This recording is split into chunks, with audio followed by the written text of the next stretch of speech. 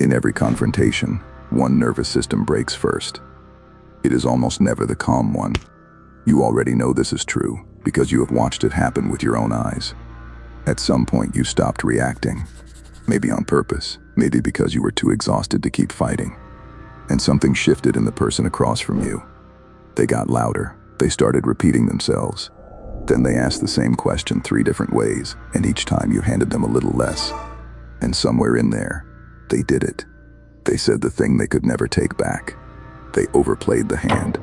And just like that, they handed you the win. You probably told yourself you got lucky, but you did not. You pulled a trigger, and you did not even know your finger was on it.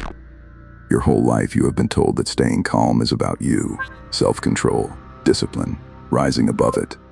That is real, but it is the small half of the story, and it is the half that keeps you stuck playing defense. Here is the other half. The half almost no one teaches, because almost no one understands it. Your refusal to react is not something you do to protect yourself. It is something you do to them. Your calm is not a shield you hide behind. It is a weapon, and it fires straight into the one place a person cannot afford to lose control of: their own brain. For the next 20 minutes, I am going to show you exactly what happens inside someone's skull in the 90 seconds after you give them nothing. Not a Machiavelli quote. The brain scan. There are 5 things, and they stack on top of each other, and by the end, the person across from you is so compromised that the most devastating move available to you is also the one that costs you the least. Nothing at all. And then, right at the end, I am going to show you the single mistake that erases all 5 of them in 1 second. The mistake almost everyone makes, usually without ever knowing they made it. Hold on to that. We are coming back for it. Start with the room, because the science only means something once you can see it happening. Picture it. It does not matter where. A kitchen late at night, a glass conference room, a car parked in a driveway with the engine off. Someone wants something out of you, and what they want is a reaction. An apology. An argument, or just a flinch. A raised voice they can point to later and say, "See, look how you are." They lean in. They sharpen the voice. So that's it. You're just going to sit there and say nothing. The old you takes the bait every time. The old you explains, defends, justifies, matches their volume because matching feels like the only alternative to losing. The old you treats their question like a question. The new you understands that it is not a question. It is a hook with bait on it, and you are not obligated to bite. So you do something that, from the outside, looks like nothing. You hold their eyes for 1 extra second. You let the silence stretch until it is just slightly too long. And then, level and unhurried, you say, "I hear you." 3 words. No heat in them. No apology in them either. Now stop watching yourself. Turn the camera around. Because from this second forward, everything that matters is happening on their side of the table. Inside a skull you cannot see into. But science can. And science has been in there with a scanner, watching what your stillness does to a brain that was counting on your noise. Let me walk you through it, in order, exactly the way it lands on them. The first thing your calm takes from them is their judgment. Not figuratively. The actual machinery that produces it goes dark. There is a region at the very front of your brain, right behind the forehead, called the prefrontal cortex. It is the part that makes a person hard to beat. It runs working memory, the ability to hold the thread of what was just said. Judgment lives there too, knowing which words to use and which ones to swallow. So does impulse control. The thin wall between feeling something and saying it out loud. And under one specific kind of pressure, that whole region shuts off. We have watched it happen on a scanner. In 2009, a neuroscientist named Amy Arnsten at the Yale University School of Medicine put it in writing. Even mild, uncontrollable stress, she showed, can cause a rapid and dramatic loss of the brain's highest abilities. Under stress, the amygdala, the brain's fast and stupid alarm, dumps a flood of chemicals into the prefrontal cortex and shuts it down. Her own phrase for what follows: the brain flips from thoughtful, reflective control to rapid, reflexive control.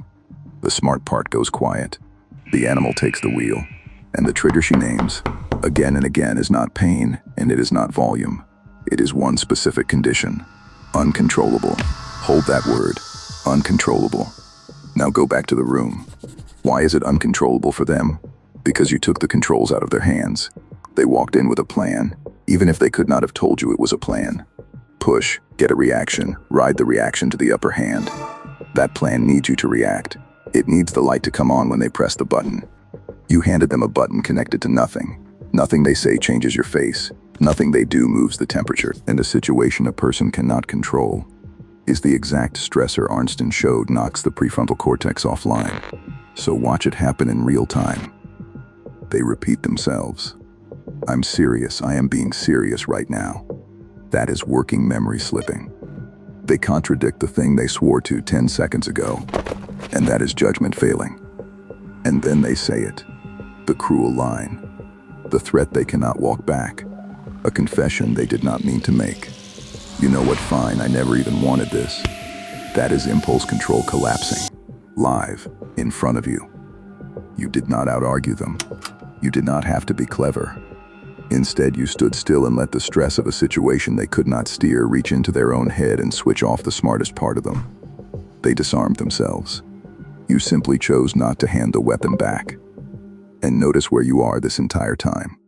Calm, which means your prefrontal cortex is still on.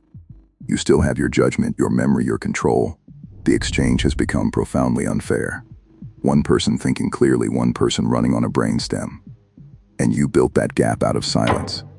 A brain going offline is only the first move though, and it is the fastest one to recover from. The second thing you do to them is chemical.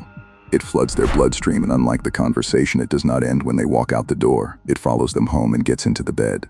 That second thing is a stress hormone they have no way to drain. The hormone is cortisol, and almost everyone misreads where it comes from. They assume stress comes from how hard or how bad a situation is. It does not.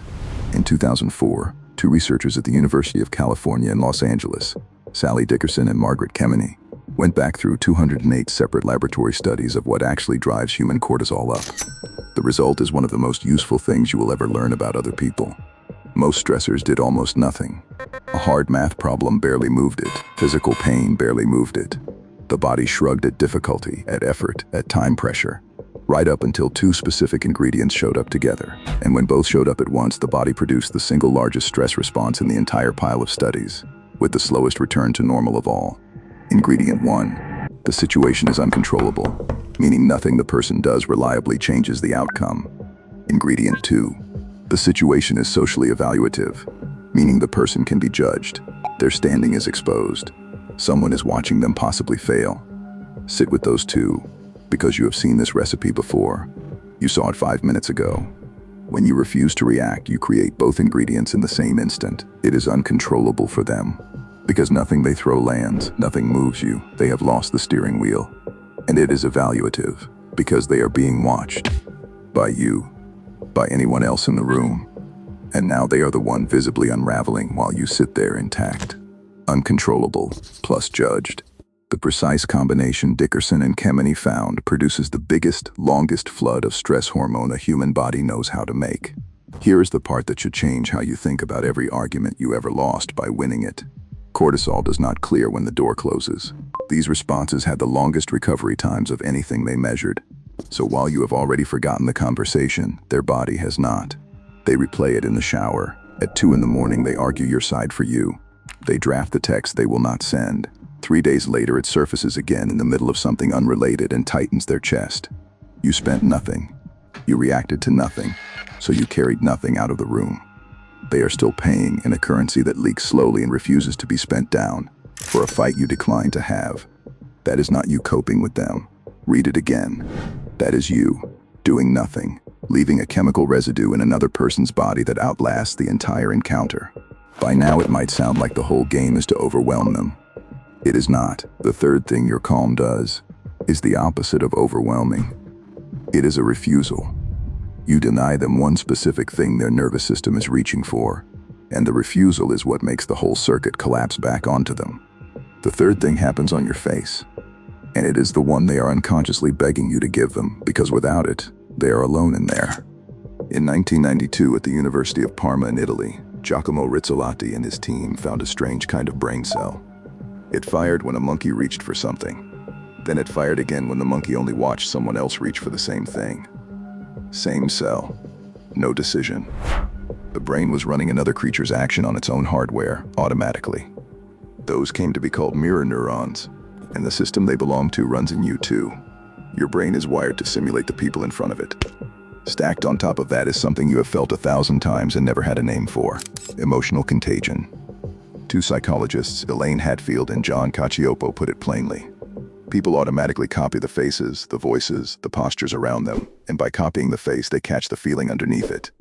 It is why one genuinely panicked person in an office makes everyone's chest go tight. A baby's cry pulls at a whole room of adults who have no baby. Agitation is not just felt, it is broadcast, and a broadcast needs a receiver. So understand what an agitated person is actually doing when they come at you. They are transmitting. They are flinging their state at your nervous system so that you will catch it, mirror it back, and climb down into it with them. Because if you get agitated too, then they are not unstable, they are justified. They are not alone in the feeling. And the second your voice rises to meet theirs, they have their hand back on the thermostat. Your reaction is the proof they were hunting for, that the heat in the room is real. Your calm face refuses the transmission. There is nothing to catch, nothing to mirror. The signal goes out and finds no receiver. And there is a famous, almost unsettling demonstration of what that refusal does to a nervous system. In 1975, a Harvard researcher named Edward Tronick first showed the world what is now called the still face experiment. A mother plays warmly with her baby, the two of them mirroring each other back and forth. Then, on cue, the mother's face goes blank, neutral, present but giving nothing. The baby does not lose interest. The baby escalates, reaching, pointing, calling out, throwing every signal it has to bring the face back. And when the face stays still and offers nothing to mirror, the baby comes apart. You are not a baby, and neither is the person across the table from you. But the wiring Tronick exposed is the same wiring everyone is still running. Give an escalating human a still face, with nothing to mirror, nothing to catch, no proof their storm is landing, and their arousal has nowhere to discharge. It does not transfer to you. It rebounds on them. They brought all of that energy into the room intending to share it. You declined to take any. So they are left holding the entire charge, alone, with no one to ground it. Now the part almost everyone gets wrong, because everything I have just described, the dark prefrontal cortex, the cortisol that will not drain, the energy rebounding off your stillness, every bit of it can be undone by you in a single second. And most people undo it constantly without ever realizing that is what they are doing. To see the mistake, you first have to see the machine underneath it. Step back and look at the other person's behavior the way a behavioral scientist would. Coldly, like an engineer studying a machine. Every time someone pushes you and you react, your reaction is a reward. Not a pleasant reward, but a payoff all the same. They pressed a button and a light came on. That is precisely how a behavior gets trained into a person. It gets fed. Push, get a reaction. Push, get a reaction. You have been, without ever meaning to, the feeding mechanism for every person who ever learned they could move you. The instant you stop reacting, you stop feeding it. The technical name for ending the reward is extinction. And extinction has a notorious first stage you need to be ready for. It is called the extinction burst. When a behavior that used to pay off suddenly pays nothing, it does not fade out politely. It usually spikes first, louder, harder, more frantic, before it dies. You know the feeling from the other side. The vending machine takes your money and gives you nothing, and you do not shrug and walk away. You press the button again. Then you press it 5 more times and smack the glass. That surge, right before you give up, is the extinction burst. So when you go calm and the other person briefly gets worse, do not panic and do not cave. The escalation is not a sign it is failing. It is often the sound of it working. Now honesty, because this channel runs on receipts and not on hype. The extinction burst is real, but it is not guaranteed. In 1995, 2 researchers at the University of Florida, Dorothea Lerman and Brian Iwata, went through more than 100 sets of real-world behavior data to measure how often the burst actually shows up. The answer was about 1 in 4, roughly 24% of the time. So if they escalate when you go quiet, you are not imagining it. And if they do not escalate at all, that is just as normal. Either way, the destination is identical. A behavior that is never fed has nothing to live on, and it starves. Lerman and Iwata found one more thing you can put to work tonight. The burst was much smaller when the person stayed calm and stayed busy with something else, instead of going cold and stony and obviously freezing the other person out. So the move is not to turn to ice. Ice is still a reaction. Ice tells them they got to you.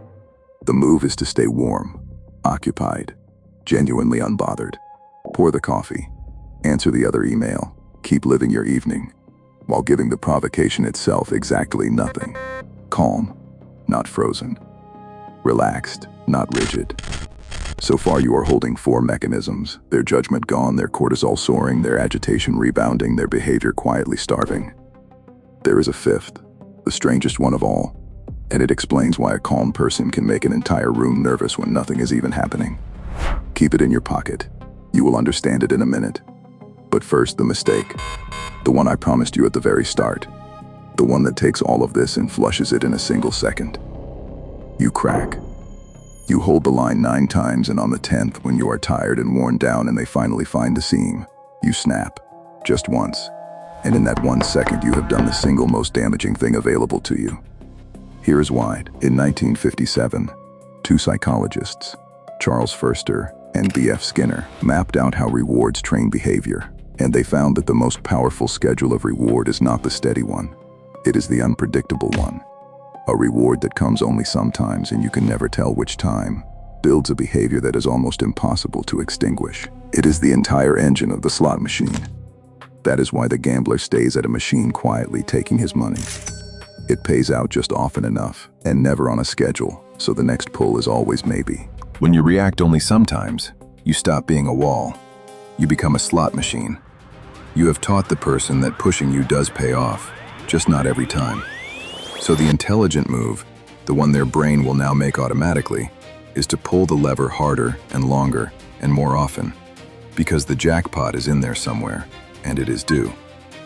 Reacting every single time would honestly be kinder than this. The occasional crack is what builds the relentless, obsessive pusher who cannot let anything go. So the rule is not react less. The rule is colder and simpler than that. Give them nothing, and give it every single time. One unbroken wall. The wall is what extinguishes them. The slot machine is what you accidentally build the moment you let yourself react just this once. There it is. The 5th thing your calm does. And it explains something you have noticed your whole life without ever being able to name it. Why a genuinely calm person makes people nervous even when nothing is happening. No fight. No words. They just walk into the room, and people sit up a little straighter and choose their words a little more carefully. Why? In 2013, 2 scientists at the University of Wisconsin in Madison, Dan Group and Jack Nitschke, laid out how the brain actually handles a threat. Their core idea is simple and a little merciless. The brain is built to resolve threats. It wants to size a thing up, predict it, file it away, and then stand down. A threat it can predict, it can relax around, but a threat it cannot read, one it cannot size up or anticipate, it cannot file, and it cannot stand down from. So the threat system, the amygdala and its partners, simply stays on, idling, scanning, quietly burning fuel, waiting for information that never arrives. You, when you are calm and unreadable, are that unresolvable threat. They cannot tell what you are thinking. They cannot predict what you will do next, and a read on you is the one thing they cannot get, so some old animal layer of their brain refuses to fully relax in your presence. Notice that you have not threatened anyone. You do not have to. You have simply denied their threat detection system the one thing it needs in order to switch off, which is information. So it keeps running in the background, and they feel it as a low, formless unease. They will pin on anything but the truth. They will decide you are cold. They will call you hard to read, and they will say it like a complaint. What they will never say, because they cannot see it, is the real thing. Their own nervous system cannot solve you, so it will not let them rest. And beneath all of it sits the oldest wound there is. In 2003, a researcher named Naomi Eisenberger at UCLA slid people into a brain scanner and quietly left them out of a simple game. Being given nothing lit up the same circuit as physical pain, not as a figure of speech. The brain logs the absence of your response as an injury. In the same place it logs a burn. So put the whole machine together, all 5 parts at once, and look at what your stillness actually does. Their prefrontal cortex goes dark, and they lose their judgment. Their blood fills with a stress hormone that will not drain for hours, maybe days. The agitation rebounds onto them because you refuse to mirror it back. The threat system jams in the on position because they cannot read you. And the silence itself registers in the brain as pain. 5 mechanisms, 1 input, and the input was nothing, supplied by you, on purpose. This is what the calm one understands that the loud one never will. The power was never in the comeback. That devastating line you finally think of in the car on the way home would have done less than the nothing you already gave them. Because the moment you react, you reverse all five at once. You switch their prefrontal cortex back on. The cortisol finally has somewhere to go. You hand them the mirror, and you become a threat they can finally read and file and relax around. You feed the machine, and you reset the whole board to their advantage. Reaction is mercy. You are simply going to stop being merciful. This is the power of staying calm and not reacting under pressure, explained by neuroscience. Not a quote on a black screen, not be the bigger person, the actual physical sequence of what your composure does to another human brain. And once you have seen the sequence, you can never again mistake your calm for weakness or for politeness. It is the most aggressive thing you can do to someone without ever lifting a hand. So here is the only instruction that matters. The next time someone comes for your reaction, and someone will, maybe before this day is over, do not give it to them.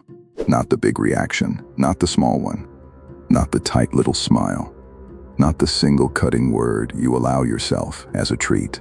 Nothing. Every time. The same nothing. Be the wall, never the slot machine. Hold their eyes. Let the silence sit, and remember exactly what is happening on the far side of it, in the place you cannot see, where the smartest part of them is quietly, helplessly going dark. So that's it? You're just going to sit there and say nothing? Yes. That was always the point.